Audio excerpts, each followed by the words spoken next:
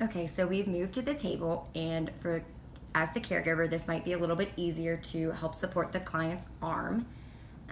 So we're going to start with wrist flexion and extension. Again, you're going to want to support the arm fully while also staying above and below the joint. So holding the hand is probably the best way to do this.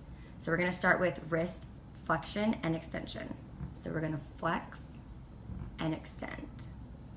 Flex and extend. Flex and extend. Flex and extend. Is everything still feeling okay? Mm-hmm. Great. The next movement we're going to do is ulnar and radial deviation. And the way I like to remember this is your ulnar nerve is your funny bone nerve, and that tends to be on the outside of your elbow. So when you're doing ulnar, you're going to want to move towards the outside of the elbow, which is on the pinky side. So we're going to want to do ulnar deviation and then radial deviation. Ulnar deviation and radial deviation. Ulnar deviation, radial deviation. Ulnar deviation and radial deviation. Great. Is everything still feeling okay? Yes. Excellent. We're now going to move down to the hand, the fingers. I was like, this is the MCP joint, also known as the knuckles.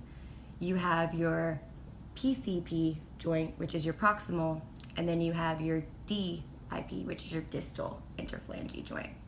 Your thumb has the same joints except for it does not have a distal. We're going to start with the thumb because it is closer to the midline, and there's two motions that go with this. So we're going to start with flexion and extension because that is the normal starting point. So you're going to want to hold just right above that joint again, but also try to support at the bottom of that joint too. So we're going to flex and extend. Flex and extend. Flex and extend. Flex and extend. The next motion we're going to do with the thumb, which is also known as the CMC joint, just for medical terms, and we're going to do abduction and adduction at the MCP joint. So we have adduction and abduction. Adduction, adding to the midline, and abduction, away from the midline. Adduction and abduction. Adduction and abduction. We're going to go ahead and do flexion and extension at the PCP joint, the PIP joint of the thumb, just to get that over with. And I know this is going to be a little bit harder, but you want to hold support kind of at the nail and then right below that knuckle joint or that middle joint. So you're going to want to flex and extend. Flex and extend. Flex and extend. Flex and extend.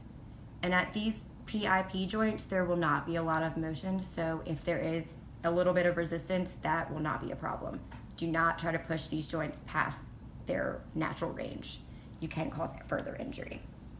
So for the MCP joint or the knuckle joints, you can either flex them all at once or individually. I will flex them all at once first, and then I will go individually through each finger. So we're going to start with, you can put your hand underneath to support and then hold the fingers. So you're going to want to flex and extend. Flex and extend. Flex and extend. Flex and extend. And again, I'm only doing these motions 3 to 4 times, but you're going to want to do them at least 10 times each, or unless the client indicates that they need to stop before the 10 times. So we're going to go ahead and move to the PIP joint in the pointer finger. Again, you're going to want to support below and above the joint. We're going to flex and extend, flex and extend, flex, extend, flex, extend. Now to the distal interphalangeal joint. Flex, extend, flex, extend, flex, extend, flex, extend. And as you notice, as you kind of move distally, you will get less range of motion. We're going to go to the middle finger, and we're going to go ahead and flex at the MCP or the knuckle first. So you flex extend, flex, extend, flex, extend. And your middle finger will have the least range of motion out of your fingers. So do not be alarmed if it's not moving as much as the other fingers around it. We'll go to the PIP joint. Flex, extend, flex, extend, flex, extend, flex, extend. And now to the DIP joint. Flex, extend, flex, extend, flex, extend, flex, extend. Is everything still feeling okay for you? Yes. Great. We're going to move to the middle finger. And we're going to do the MCP joint first.